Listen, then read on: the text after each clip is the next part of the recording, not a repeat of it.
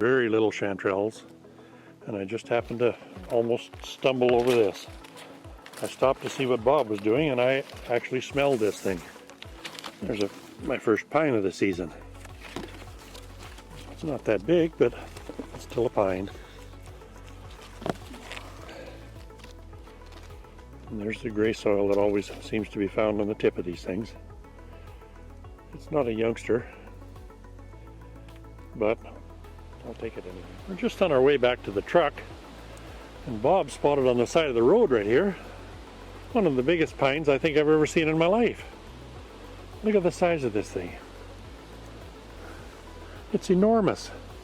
It's well past its prime. It's not worth taking, but man, I had to get a picture of this one. It's huge, and you can see that gray, if the damn camera will focus here, you can see that gray dirt on the pointy tip of this thing. But look at the size of this thing. It's enormous. I don't know why we're out this time of the year, but we really didn't have much else to do, I guess, so we decided we'd go have a look. And Bob's just found his first one. So the season isn't quite over yet. Yeah, it looks like it's in good shape, so it'll go home. Ah, yes, indeed. Oh, beauty. Oh, prime. Oh, no, it's a stick. I thought I had 3.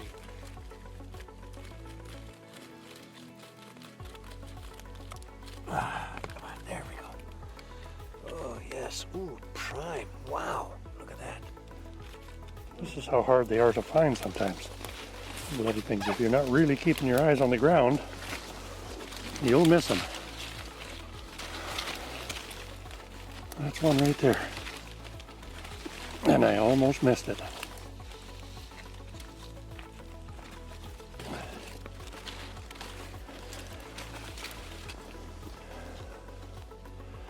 Well, it's definitely got the veil opened on it. But it's still a nice room. This is what I hate when I'm out here picking pines, is these white leaves. At first glance, you swear that's a pine mushroom, until you come along and walk up to one like this, which is the real thing, and they're even harder to spot.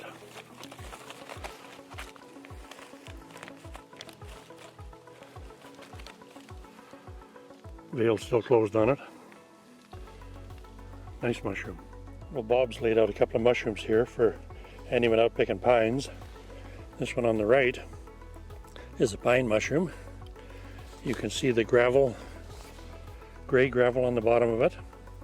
The one on the left is a woodlands amanita. You can see the bulbous bottom on it. And it's not quite as brown a color, and it's flakier on top, if that's the right description. But the real telltale sign is the bottom. Fat and round on this side, nice and pointed on that side. There's 2 more. Had a heck of a time getting this one out of the ground. It tried to come up on 2 sides of her, both sides of her branch. Tore itself open, but I'm still going to take it with me.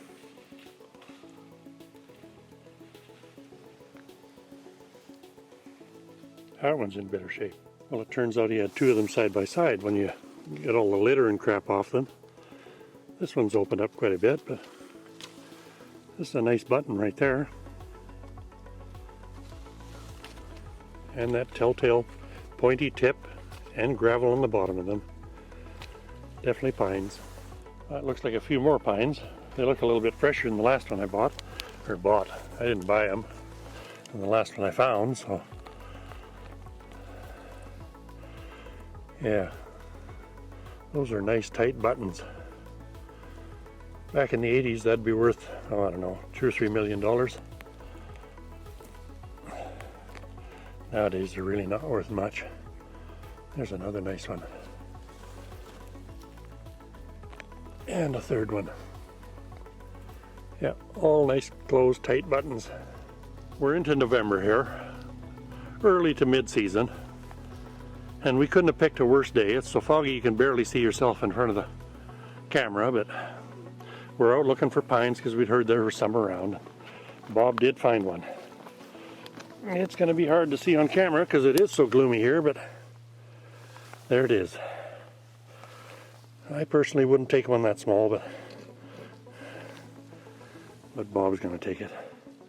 It's a crazy day to be out looking for mushrooms, as foggy as it is. If you don't see this video, it's because we got lost out in this fog. But at least we've got something to eat while I'm out here. There, I finally found my first pine too.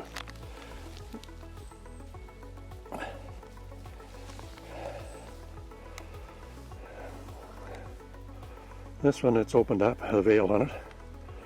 But it's still nice tasty looking one, so I'll keep it. And there's that gray soil that it always seems to grow in on the bottom of it, the pointy tip. The other thing is that the short stem russula basically has the smell of nothing, whereas the pine has a very strong odor.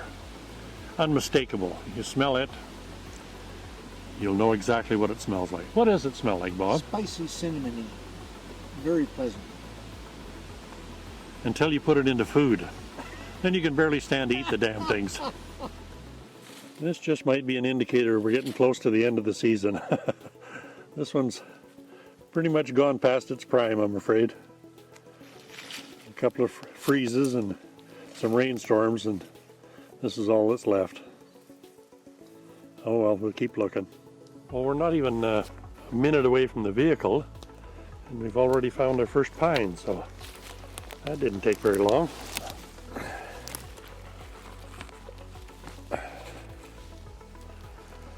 Yeah, the veil is just broken on this one, so well, that's a good start. And as you can see from the bottom of it, it grows in kind of a gravelly soil. That's where you seem to find them. Well, Bob just found his first pine, and he almost had to step right on top of it to find it, because they're really hard to see if you're not paying attention.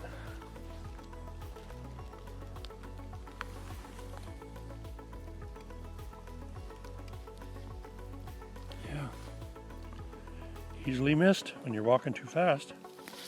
Well, that's my third one. It's just a little button. It hasn't even broken the veil yet, so these are the ones that are supposed to be worth, oh, I don't know, $20,000 or $30,000 each in Japan, aren't they? I don't think I can throw it that far though, so I'll take it home. It's Bob's second one there.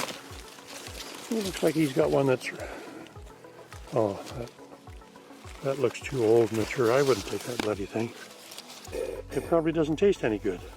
Well, after wandering all over and finding one here and one there, finally hit a group of them, so this will help fill the bag up. And some of these little ones are in really nice shape. Sometimes they really are hard to spot. Here's one that Bob just spotted walking along. And some Oregon grape and salal here kind of half covering it up. But there it is. And then right beside it is its little sister. A couple of nice ones. There's the first sign of the pines.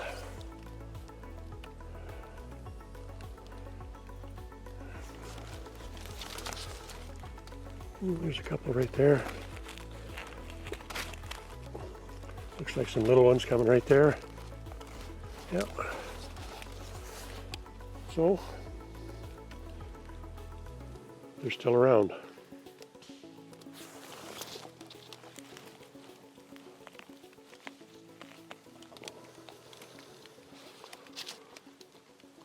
Handy little ones.